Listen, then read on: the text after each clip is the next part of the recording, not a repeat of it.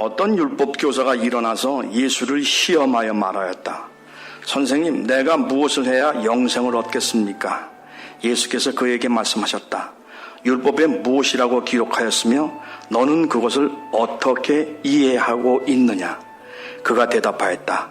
내 마음을 다하고 내 목숨을 다하고 내 힘을 다하고 내 뜻을 다하여 주 너의 하나님을 사랑하여라 하였고 또 내 이웃을 내 몸같이 사랑하여라 하였습니다. 예수께서 그에게 말씀하셨다. 내 대답이 옳다. 그대로 행하여라. 그러면 살 것이다.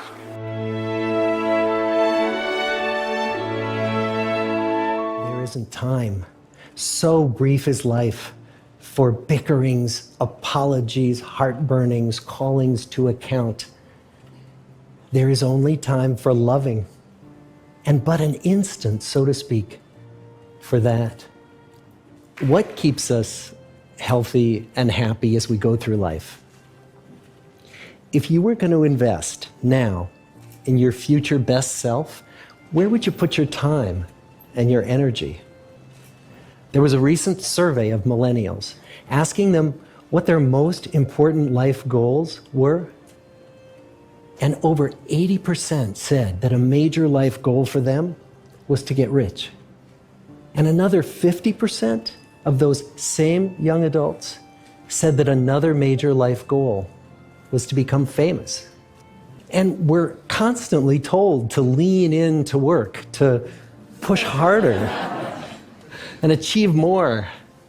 We're given the impression that these are the things that we need to go after in order to have a good life. Pictures of entire lives, of the choices that people make and how those choices work out for them, those pictures are almost impossible to get.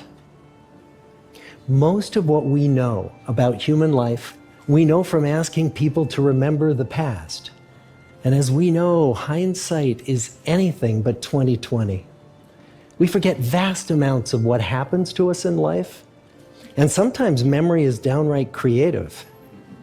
But what if we could watch entire lives as they unfold through time? What if we could study people from the time that they were teenagers all the way into old age to see what really keeps people happy and healthy? We did that. The Harvard study of adult development may be the longest study of adult life that's ever been done.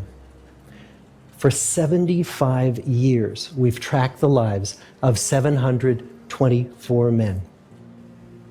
Year after year, asking about their work, their home lives, their health, and of course, asking all along the way without knowing how their life stories were going to turn out. Studies like this are exceedingly rare. Almost all projects of this kind fall apart within a decade because too many people drop out of the study, or funding for the research dries up, or the researchers get distracted, or they die, and nobody moves the ball further down the field. But through a combination of luck and the persistence of several generations of researchers, this study has survived. About 60 of our original 724 men are still alive, still participating in the study, most of them in their 90s. And we are now beginning to study the more than 2,000 children of these men. And I'm the fourth director of the study. Since 1938, we've tracked the lives of two groups of men.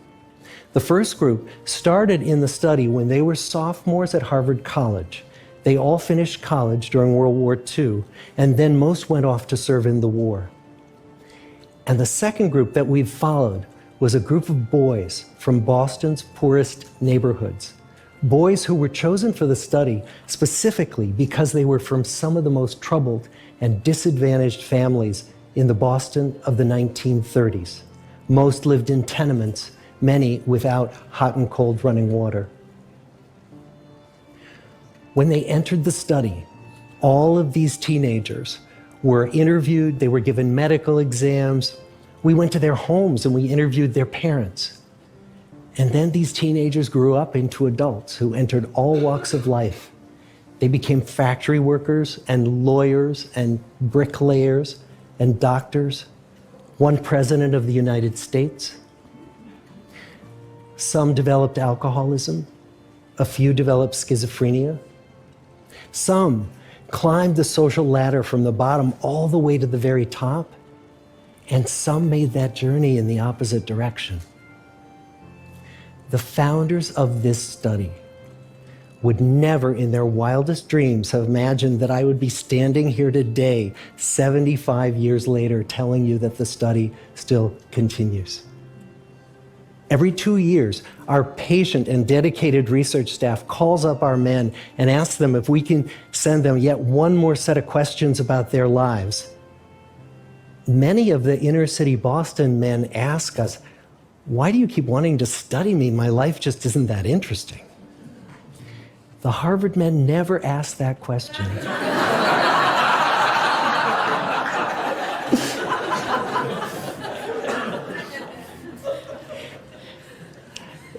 To get the clearest picture of these lives, we don't just send them questionnaires.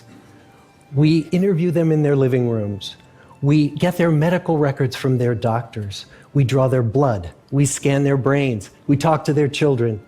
We videotape them talking with their wives about their deepest concerns. And when about a decade ago we finally asked the wives if they would join us as members of the study, many of the women said, "You know, it's about time." So what have we learned? What are the lessons that come from the tens of thousands of pages of information that we've generated on these lives? Well, the lessons aren't about wealth or fame or working harder and harder. The clearest message that we get from this 75-year study is this: good relationships keep us happier and healthier. We've learned 3 big lessons about relationships.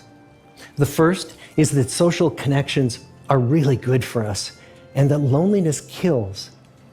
It turns out that people who are more socially connected to family, to friends, to community are happier, they're physically healthier, and they live longer than people who are less well connected. And the experience of loneliness turns out to be toxic. People who are more isolated than they want to be from others find that they are less happy, their health declines earlier in midlife, their brain functioning declines sooner, and they live shorter lives than people who are not lonely. And the sad fact is that at any given time, more than 1 in 5 Americans will report that they're lonely. And we know that you can be lonely in a crowd and you can be lonely in a marriage.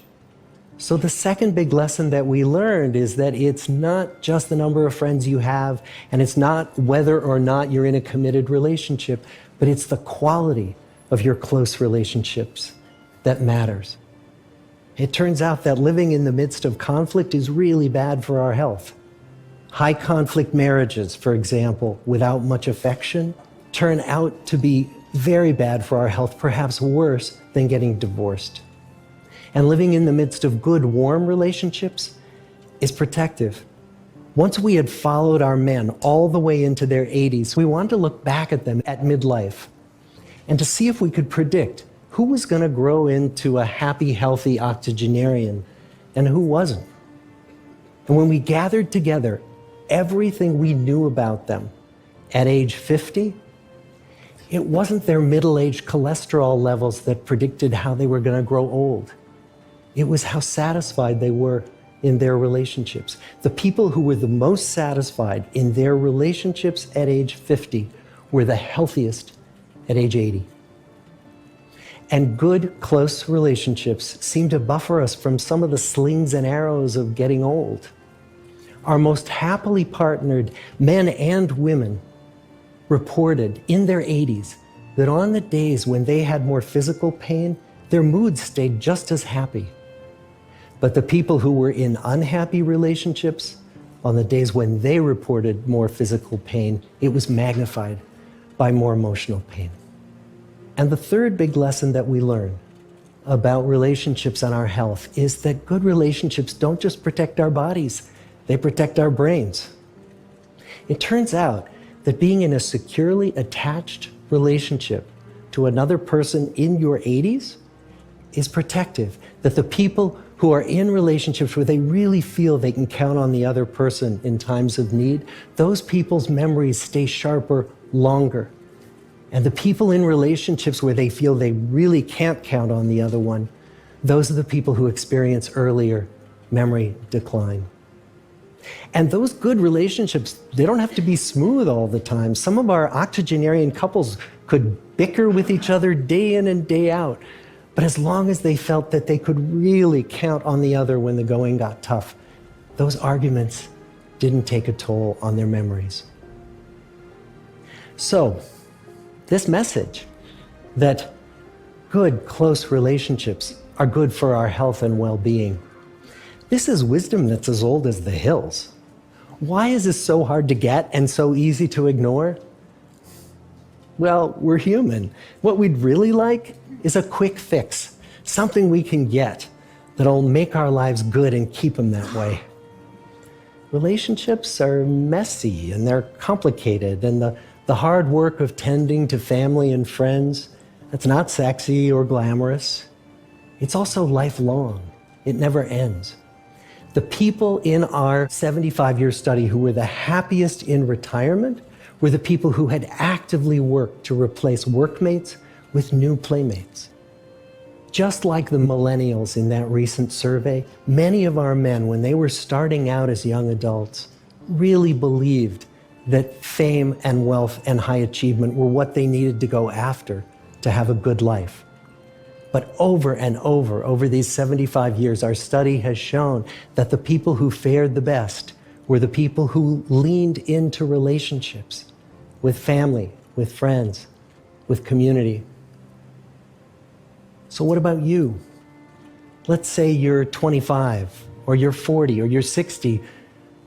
What might leaning into relationships even look like? Well, the possibilities are practically endless. It might be something as simple as replacing screen time with people time, or livening up a stale relationship by doing something new together, long walks or date nights, or reaching out to that family member who you haven't spoken to in years, because those all too common family feuds take a terrible toll on the people who hold the grudges.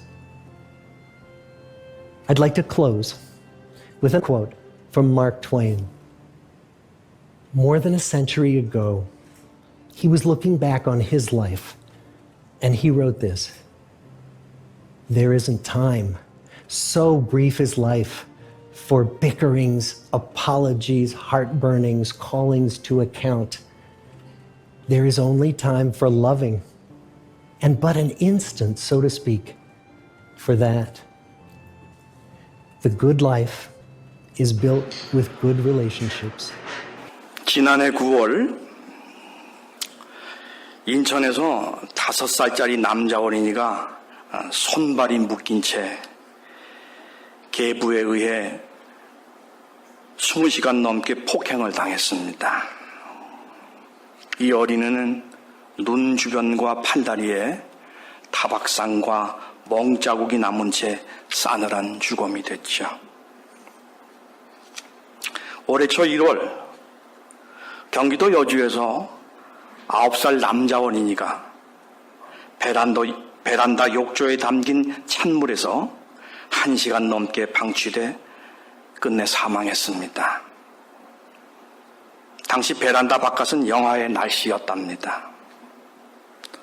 언어장애가 있는 이 어린이는 저녁 식사 준비를 방해하며 시끄럽게 군다고 계모에게 벌을 받은 것이었죠.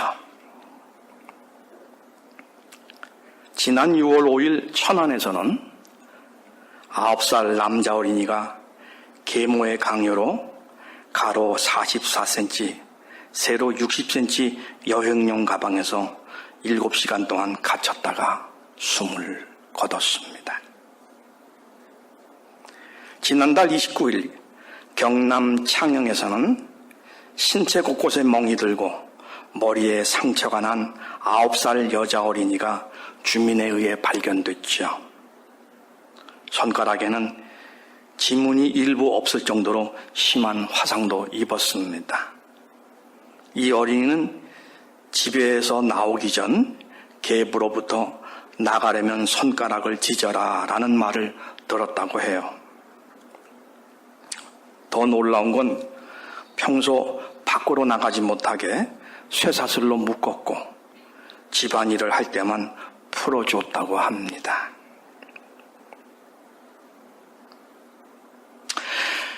지금 언급한 사건들은 부모 중에 친부나 친모가 버젓이 있음에도 발생했어요. 그랬기에 우리 가슴을 더 먹먹하게 만듭니다. 어린이들은 그렇죠.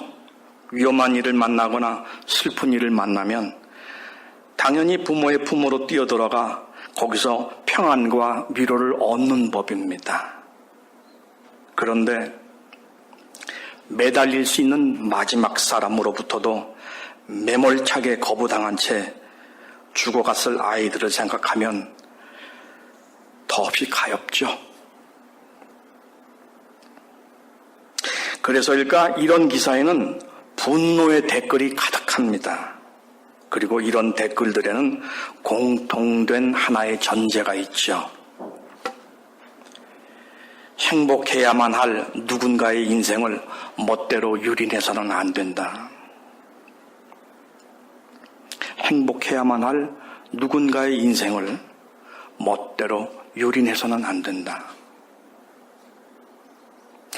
하지만 솔직히 말해 이 전제는 경험적으로 견지될 수 없죠. 행복해야 할 인생? 앞에서 언급한 어린이들만 아니라 우리 주변에는 행복과는 거리가 먼 사람들로 넘쳐나는 걸 우리가 보잖아요. 게다가 우리 자신 역시도 사는 게 즐겁지 않고 왜 이리 고통스럽냐고 늘상 푸념하지 않나요? 그러므로 행복해야만 할 인생이란 이건 매우 공허한 것이기 때문에 포기해야만 할까요? 물론 그렇게 보는 사람도 있습니다. 인생의 목적이 행복이라고 단정 짓지 말아야 행복할 수 있다. 풍자소설 동물농장을 쓴 영국 작가 조지 오웰이 한 말이죠. 안달을 한다는 건 욕구불만이 있다는 걸 뜻하니까 행복을 안달하면 결국 행복할 수 없다는 논리가 거기에 들어있는 거죠.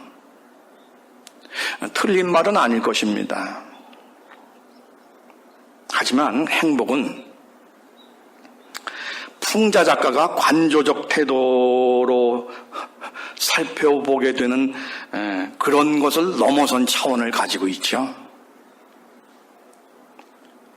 행복해야만 할 인생이라는 전제에는 불행한 현실에 압도되거나 투하하기를 거부하는 저항적 존재로서의 인간의 투사적 요청이 있기 때문에 그렇습니다. 일본 제국주의에 의해 나라가 망한 1915년 그 불행한 때에 단재 신채호 선생은 국내외의 무수한 자료를 섭렵하면서 조선사를 집필하려 했습니다. 조선사를 집필하려고 하면서 그 첫 권으로 조선상고사를 써내려가기 시작했죠. 망해서 더 이상 존재하지 않는 나라의 역사를 쓴다는 거? 그건 저항이죠. 나라나 민족이 망하지 않았다는 의지적인 성찰 위에서만 가능한 일이죠. 그런 투지 위에 신채호 선생은 단군 이야기로 집필을 시작합니다. 지금 일본으로부터 멸시와 탄압을 받고 있지만 우리 조선민족은 본시 천손이다. 그러니까 하늘의 자손이다. 스스로를 엽전이라 비하하며 굴종의 삶을 당연한 듯 여기지 말고 의연하게 주체적 독립을 추구해야 한다는 게 신채호의 외침이었죠. 이런 분이 계심에도 불구하고 근데 현실은 여전히 안타깝습니다. 그렇죠? 역사 기술의 동기이자 토대가 되는 인간 해방을 향한 의식의 이러한 다이내믹을 인정하지 않는 인간들이 있죠. 일제의 일본 제국주의에 의해 양성된 식민사학자들과 그 후예들입니다. 이들이 늘 입에 올리는 건 역사는 실증이어야 된다는 거죠. 실증사관, 그놈의 빌어먹을 실증사관. 여러분, 실증, 포지티비스무스라고 그러죠. 오늘날 실증은요, 엄밀과학이어야만 하는 물리학에서조차도 고집할 수 없는 그런 거입니다. 오늘날 실증 포기했어요. 역사는 실증할 수 있는 사건들의 단순한 모험일 수가 없습니다. 시간의 흐름과 함께 이러저러한 것들이 막 발생하죠. 근데 우리가 그걸 다 기억하지 않아요. 어떤 것만 기억합니다. 선택을 하는 거예요. 그걸 우리가 사건이라 부릅니다. 사건이라는 것 자체가 이미 가치 판단에 의해 주목된 현실이에요. 그러므로 실증 자꾸 떠들 거 아닙니다. 주관을 인정해야 해요. 주관을 전적으로 배제한 역사는 존재할 수가 없습니다. 아니, 성찰하는 주관에 의해 재구성된 사건이기 때문에 역사는 의미가 있죠. 성서의 창세기도 마찬가지예요. 성서에 많은 책들이 오해되고 있는데 그 중에 성서 맨 앞에 위치한 책, 이 창세기 정말 많이 오해되고 있는 책입니다. 창세기는 세계 또는 우주의 창조라는 물리적 사건에 대한 현장 보고가 아니에요. 그러니까 르포르타주가 아니라는 거죠. 그때 누구 있었어요? 그때 인간 없었잖아요. 누가 그걸 보고 기록했겠습니까? 할 수 있었겠습니까? 이스라엘 남북왕조 멸망 후 남유다의 지배층이 바벨론으로 끌려갔지요. 거기서 유대인들이 자신들의 참담한 처지를 돌아보고 각성한 끝에 그래서 시작한 일이 바로 족보 쓰기였습니다. 창세기는 세상 처음에 대해서 얘기하는 게 아닌 족보예요. 톨레도트.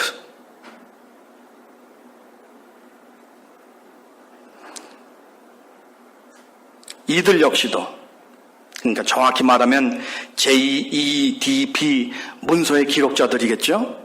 JEDP가 뭐냐? 재작년인가 우리 성경 공부했는데.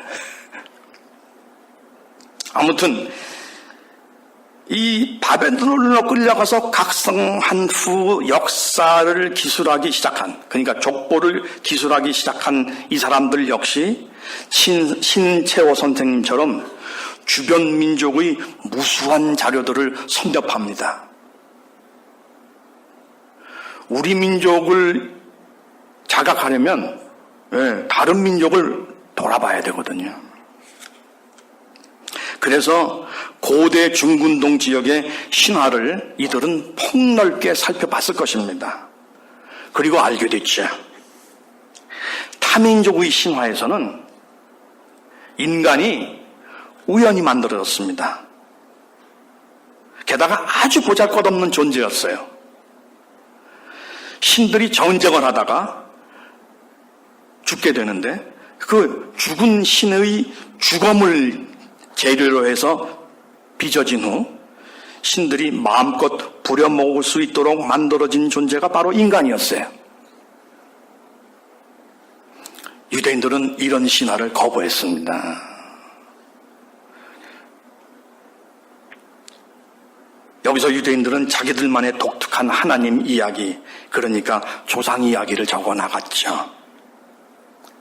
유대인의 하나님은 인간을 우연이 아닌 작심으로 자신을 닮은 모양으로 만든 후 거기다가 자기의 입김을 불어넣었습니다. 유대인의 하나님은 그렇게 빚어낸 인간에게 에덴이라는 낙원을 조성해서 그곳에 살게 했습니다. 인간을 이렇게 배려하는 신 없죠. 중근동의 여타 다른 민족의 신화에는 존재하지 않습니다. 근데 그럼에도 불구하고 이 낙원은 지루함이라는 결함이 있었던 것 같아요. 이거 굉장히 놀라운 해안입니다. 낙원은 지루하다. 그래서 하나님은 에덴을 관리하는 일을 인간에게 주십니다. 허나 그래도 여전히 지루해하기에 또 하나의 인간, 여자를 허락하시죠. 근데 이 여자는 말입니다, 아담의 몸을 재료로 만들어진 이웃이었어요. 여기서 이웃으로서의 너는 결국 나이기도 하다는 사실이 드러납니다. 그러니까 너를 박해하면요, 그리고 너를 죽이잖아요. 그러면 나를 박해하고 나를 죽이는 게 돼요. 너를 부인하면 그게 나의 부인이 된다는 거예요. 창세기의 신앙적 생물학에 따르면요, 인간은 자웅 공동체입니다. 자웅동체예요. 자웅동체. 어쨌거나 유대인의 하나님은 의도를 가지고 인간을 창조하셨습니다. 행복해해야 하는 존재로.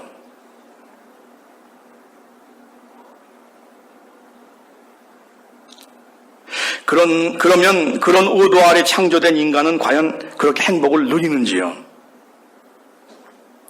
오랫동안 그렇지 못했었고 또한 현재도 그렇지 못하지요. 우선 누구보다 하나님 이야기를 기록해 나간 창세기 기자들부터가 행복한 사람들이 아니었죠. 타국에서 먼 조상 땅, 고향을 그리며 사는 상실의 인간들이었거든요. 그렇다면 이 불일치하는 간극과 긴장, 그러니까 하나님의 의도로 이루어진 복된 창조와 이스라엘 디아스포라의 비극적 현재의 대비는 뭘 말해주는 거죠? 창세기 기자들은 행복이 불행으로 바뀐 이유를 관계의 붕괴로 보았습니다.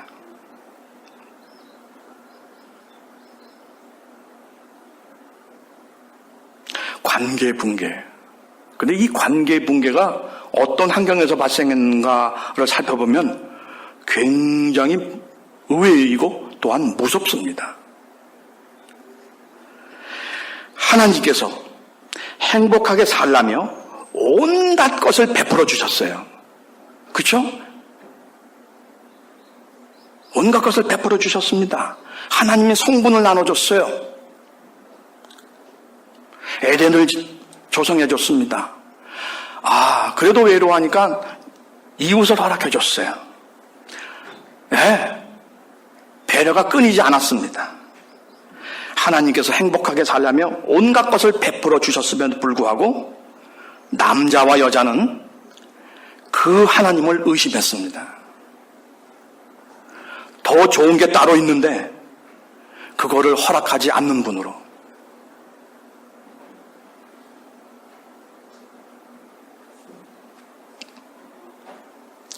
잠시 곁길로 가지만 이렇게 말씀드릴 수 있겠습니다. 인간의 불행은요, 주어진 행복을 그것으로 만끽하지 못하고 더 좋은 무엇이 있다고 의심하면서 시작이 되는 거죠. 이 경우 행복은 선악과처럼 그 어떤 물질화된 대상이나 상태로 고정되고 그것을 손에 넣는 것으로 성취된다는 오해를 낳습니다. 그러나 착각하지 말아야죠. 행복은 관계일 뿐 물질적으로 대상화된 그 무엇의 소유가 아닙니다. 우리가 들었죠? 행복은 관계일 뿐 물질적으로 대상화된 그 무엇의 소유가 아니라고. 에덴이나 선악과가 결코 행복이 아니에요. 서로를 생각해주는 하나님과 사람 사이의 관계가 곧 행복이죠. 에덴과 선악과를 비롯 좋다는 모든 것들은 사실 서로를 생각해주는 과정에서 주어진 파생물일 뿐이에요. 아무튼 남자와 여자가 선악과를 먹기 이전에 이미 하나님과의 관계에 균열이 존재했습니다. 그리고 하나님과의 관계가 깨어지자 선악과를 따먹을 때 한 마음이었던 남자와 여자의 관계도 이내 깨어지게 되죠. 그들은 변명을 하며 책임을 서로에게 떠넘겼죠. 여러분, 에덴이 낙원이라고요? 남자와 여자는 에덴에서 쫓겨났기 때문에 불행해진 거라고요? 아니죠. 그들은 이미 에덴 안에 있을 때부터 불행했습니다. 하나님을 의심함으로 만족이 없었어요. 선악과를 따먹은 후 남자와 여자가 에덴에서 필요로 했던 것은 하나님을 만나고 싶지 않다는 것과 그래서 숨을 수 있는 장소였어요. 에덴, 다양함과 풍부를 갖춘 낙원이죠. 근데 그 다양함과 풍부함을 가진 에덴, 그거 하나도 중요하지 않고 남자와 여자는 그저 자신들을 숨길 수 있는 장소가 중요했습니다. 하나님을 더 이상 피할 수 없는 상황에 이르자 남자와 여자는 또 다른 곳으로 도피하려 했죠. 남자는 여자를 탓했으며 여자는 뱀을 탓하면서 결국은 그 뱀을 만든 하나님을 탓했습니다. 관계가 깨어지면 에덴 아니라 그보다 더한 것도 낙원일 수가 없죠.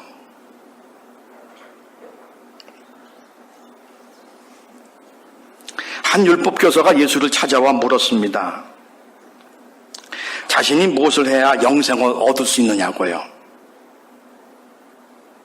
그러자 예수께서 대답 대신 역으로 되물으셨습니다. 율법에 뭐라고 기록되어 있느냐고. 율법에 탈통한 율법학자인지라 막힘없이 대답했죠. 내 모든 것을 다하여 주 하나님을 사랑하고 내 이웃을 너의 몸처럼 사랑하라고 되어 있소이다. 그러다 예수께서 대답하셨습니다. 이미 잘 알고 있으면서 그걸 묻냐?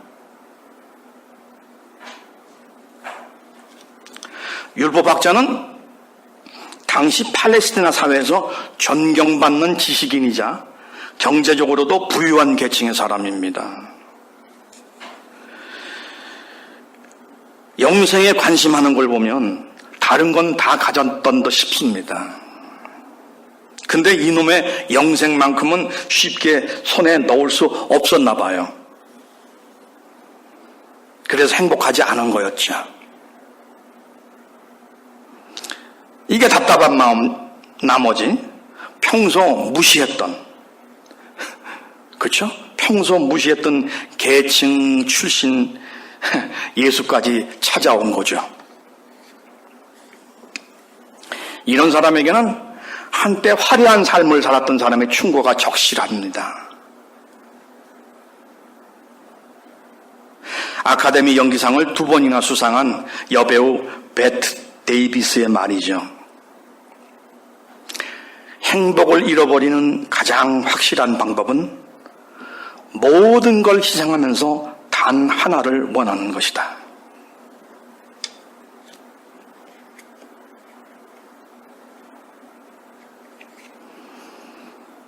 행복은 소유의 대상이 아니죠. 행복은 철저히 관계 그 자체입니다. 이 관계를 소중히 여기고 누리는 데서 행복을 말해볼 수 있죠.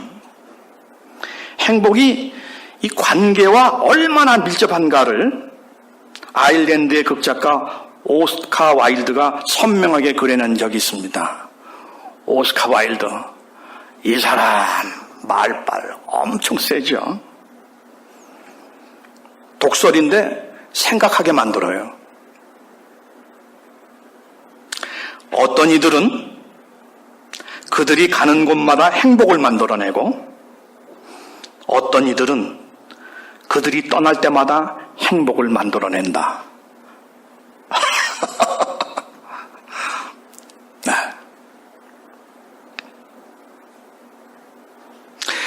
관계는 나와 함께하는 너를 필연적으로 요구합니다. 미국의 유명한 라디오 진행자 버나드 멜처를 한 번 더 소환합니다. 행복은 키스와 같다. 행복을 즐기기 위해선 나눌 대상이 있어야 한다. 아니, 이게 아니라 나에게 신나고 기쁜 일, 그러니까 행복한 일이 생기면 우리는 엄청 바쁘게 광분합니다. 내게 일어난 이 신나고 기쁜 일을 들어줄 이웃을 찾아다니는 거죠. 그렇죠? 원하는 대학에 들어갔을 때, 원하는 직장에 합격했을 때, 짝사랑하던 사람에게 사랑을 고백했는데 오케이라는 응답을 들었을 때, 와, 우리는 자제하지 못합니다. 이웃에게 이 사실을 알려주려고 안다라며, 또 그렇게 하면 더욱더 행복해지는 걸 우리는 경험한 바 있죠. 행복해지려면 관계를 등한히 해서는 안 됩니다. 특히 그리스도인이라면 두 개의 관계 속에 온전히 머물러 있어야 되죠. 여러분 잘 아신 거죠? 수직적으로는 하나님과의 관계, 수평적으로는 이웃과의 관계입니다. 수직적으로의 하나님과의 관계, 수평적으로의 이웃과의 관계. 그러니까 이 두 관계가 십자가를 이루는 그런 양태가 되어야 행복 안에 있게 되는 거죠. 하나님과 인간과 인간 사이의 화해를 위해 예수께서 공교롭게도 십자가에 달려 돌아가셨다는 사실은 범상치가 않습니다. 하나님과의 관계가 이웃과의 관계와 하나의 교차점에서 십자가를 이루는 것은 이 두 개의 관계가 서로 되목임의 성격을 가지고 있기 때문입니다. 여러분, 우리는 하나님을 굉장히 많이 강조합니다. 그래서 하나님 만났냐고 그러죠. 하나님 어디 계시냐고 묻고, 결국 하나님 현현의 문제겠습니다. 내 하나님의 현현, 이 하나님의 현현은 이를 인지하는 인간이 존재할 때에야 비로소 현실이 됩니다. 대단한 사실이 있어요. 하나님의 아들, 그러니까 하나님이신 예수께서 부활하셨죠. 근데 이 부활하신 예수님이 모든 인간이 주시할 수 있는 그런 장소에 그저 다 구름 타고 나타나시면 우리가 이의 없이 부활하셨음을 인정할 텐데 어째? 아는 사람들에게만 나타나셨어요?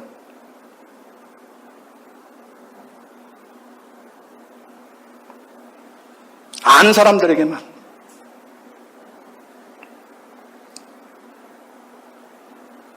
따라서 하나님이, 그러니까 예수께서 제 아무리 부활을 하셨다고 하더라도 제자들이 이를 세상에 알리지 않았다면 묻힌 사건 되는 거죠, 뭐. 발생했어도 묻힌 사건 된다고요. 발생하지 않은 일이 된다고요. 이토록 인간의 역할이 중요합니다.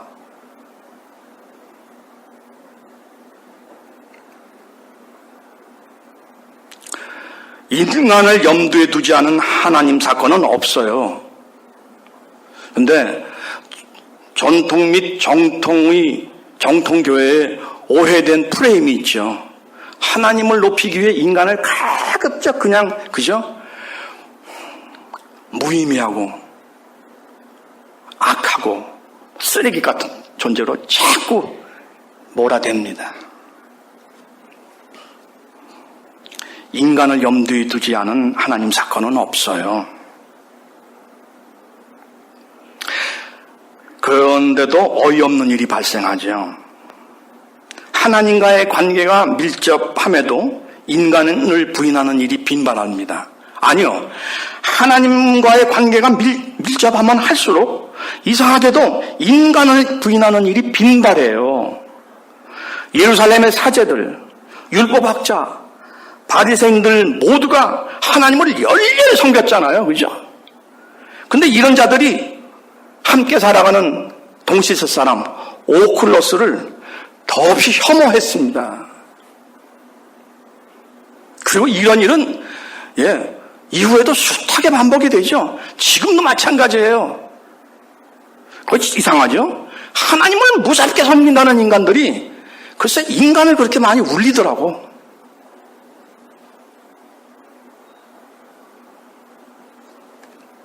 행복은 이래서 하나님과의 수식적 관계만 돈독히 한다고 해서 보장될 수 없습니다. 마찬가지로 하나님에 대한 의식이 없이 인간에만 뜨거운 관계도 같은 결론으로 가겠죠. 인간애란 곤고에 놓인 이웃을 품고 사랑하는 행위를 가리킵니다. 근데 곤고에 놓인 이웃에게 다가가 보십시오. 다가가 보셨죠? 곤고에 놓인 이웃을 참 안 된 마음으로 다가갑니다.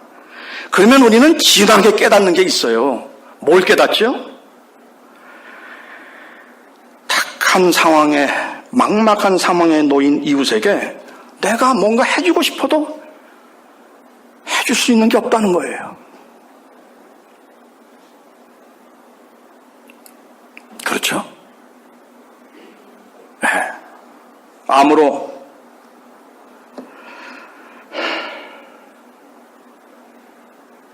막바지에 이르는 선배 목사님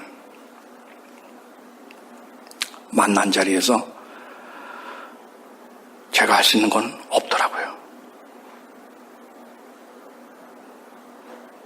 훌륭한 분인데 그걸 돌아가시면 안 되는데 딸도 결혼하지 못했는데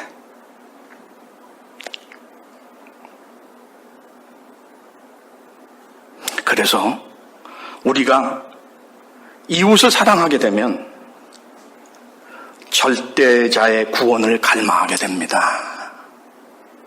하나님,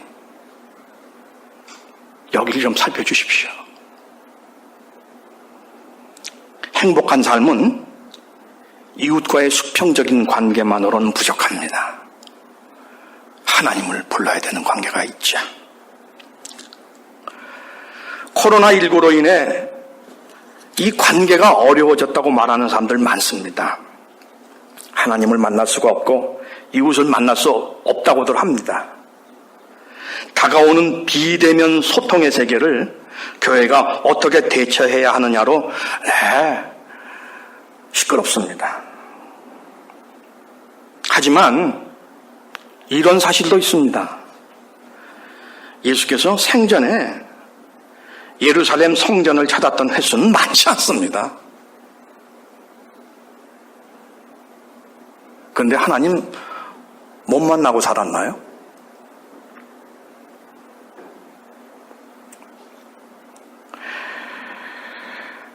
바울의 이웃은요, 대부분 먼 도시에 있었어요. 타국에 있었죠. 그때 고속버스 없었고 비행기 없었습니다.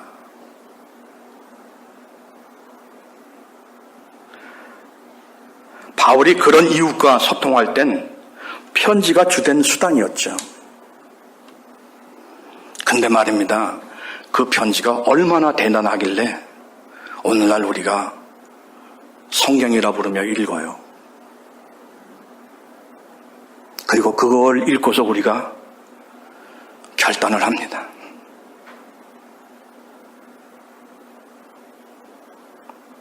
바울, 이런 핸디캡이 이웃을 만나는데 전혀 어려움이 아니었어요.